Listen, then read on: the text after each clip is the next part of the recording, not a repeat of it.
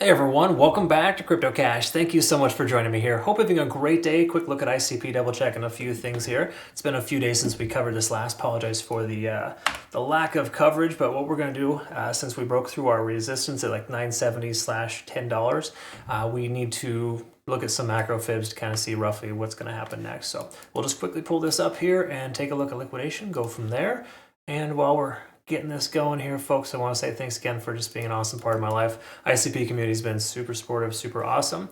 While we didn't take any ICP trades here recently, we did secure some solid profits here from Cartesi, 63%, 4 days, Tau, 32% in basically 2 trading days, and of course AVAX all targets 42% in 1 day. So it was a nice little push there. Hindsight, I would have taken a long closer to 970/$10 for ICP. I just had so many alerts trigger yesterday, I didn't have enough time to cover it all. So we got in where we got in, but at this point, we want to see if it's worthwhile taking a long, short, what the deal is.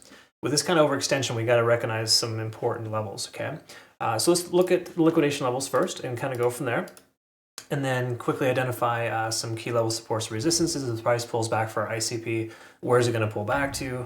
You know, just kind of those things there. All right. Don't forget to hit the like button, folks, before we get started. Deeply appreciate that. Helps grow the channel, get this in front of more people, and maybe less Moon Boy views, just because people, typically the people that start following me start realizing how full of shit those people are. So no offense, but everything doesn't go to the moon all the time. All right. You get lucky sometimes, and I'm sure they're getting pretty lucky right now, don't get me wrong, but the truth is you want to be careful in this market. It's a give and take, right? You want to make sure you're taking more than you're giving, so to speak.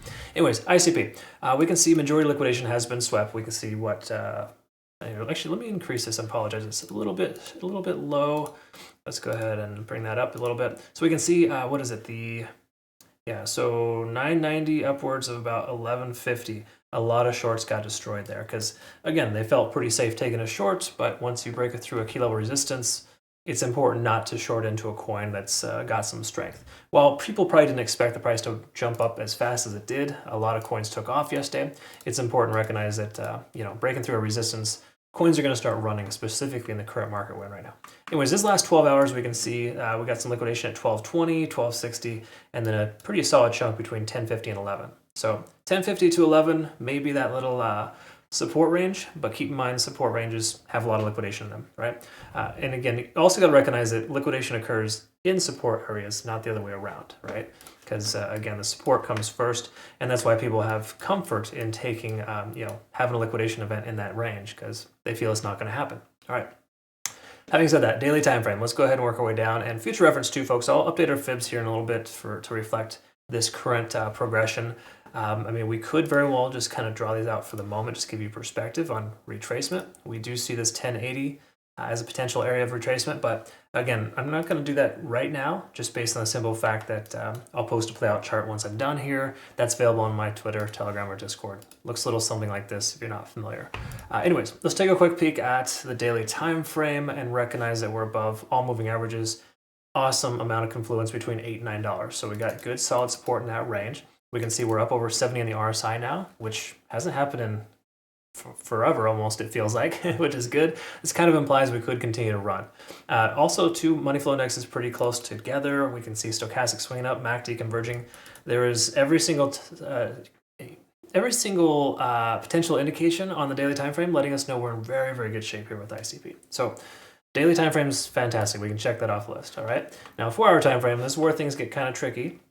Or more so, just this is a good, it's a good way to identify shifts of momentum on the 4-hour or just in general continuation patterns. We want to start by looking here at TD sequential. We can see we're 1, 2, 3, 4, 5, 6 4-hour bars into this overextension. So we're approximately 40, basically 24 hours or just a full day's trading overextended into this. Okay, now does that mean the price is going to pull back? In short, yes, it should. But right now, the way the market is moving, probably not. Okay. Again, pending Bitcoin doesn't make a run towards 95K, which is still a distinct possibility. We should be okay from ICP. All right. So let's identify quickly what a good support level would look like. And again, I think 970 was that previous level. And we can also mark 10 on the charts because I know that was also that range too. So let's just go ahead and put these guys on here. just so we can kind of pay attention to them, right? That's going to be a support range for us. So the price pulls back. The reason why it was a local high that had a lot of difficulty crossing, and then previously the local, all-time high effectively in the last couple of months, right? And sorry, not all-time high, but the local high effectively, that gives a support range. So if the price does pull back, $9.70 to $10 just seems like a very logical consideration for a long. Having said that, though, is it going to pull back? Well, the truth is we're starting to get a sell signal here soon. We're not quite there yet, but we're very close. In other words, in the 4-hour time frame, when you come up over 70 in the RSI, it's generally best to always leave your trade open until it crosses back down below. Okay, so hindsight's 20/20, of course, but just say hypothetically you'd close your trade when the RSI crossed over 70. That would have been right here. Instead, you can close your trade here and have more profit. So again, when you blast through 70 in the RSI on the 4-hour specifically, when a coin is running, you basically just wait to secure profits. So we're almost there is what I'm getting at. So the long story short here is even though the price could continue higher, a safe conservative way of taking profits is to look for that RSI, that shift, if you will. Stochastic swinging down, money flow index pulling back a little bit. Those are all normal things. These are not bearish whatsoever. They're just letting us know that the price is cooling down. Okay. And again, I think ICP would probably be moving higher and faster right now if it wasn't for Bitcoin kind of having a small pullback. Keep in mind, Bitcoin does have a rising wedge pattern here with a double top. So there's a distinct probability we do see, the 96K range. I still kind of feel like that's a likelihood. And if that does happen, again, we may lose this little range here, but we also may bounce off the local low, which is right here at about 1087, 1085, okay? Ichimoku Cloud on the hourly is going to confirm we have green lights on all fronts here to leave your long position open. Within about 4 or 5 hours, we can't go much higher from here. You probably want to consider securing profits. That's basically what it's telling us here. But the cloud is starting to consolidate itself over here in the $10.80 to $11 range. So we're building support in that range effectively. Okay. So while it's too early to tell exactly what's going to happen, we can verify that we were overextended. We hit a 9 on TD sequential here, got a reset back up to another 9. So we've pretty much been bullish for 24 hours straight without correction. So in most cases, when this kind of things happen, the price either goes sideways, ranges into a bullish rectangle, which we could very well be seeing, the beginning of here. And if so, we're going to start seeing this, and it'll inevitably break upwards. Or B, we could be seeing a double top here, and it continues lower. A lot of that hinges on Bitcoin. So I would just say make sure you pay attention to Bitcoin, see what's going on. But this coin is definitely strong, definitely on fire. I would recommend securing profits relatively soon, just based on the way that these indicators are telling us. There's a good chance we're going to see a pullback, but I don't think it's going to be a significant pullback. If it is, $9.70 to $10 again is a solid area of consideration. I'm going to set an alert here just above $10 to get notified in case that happens. And again, folks, just to reiterate here, when I'm talking about buying and selling and closing your positions, I'm referring to leverage plays because, while like for example, with these trades we took, Cartesi, Tau, AVAX, all solid take profit targets. These are 5x leverage trades, folks, okay? Not getting super crazy and stupid with our trades.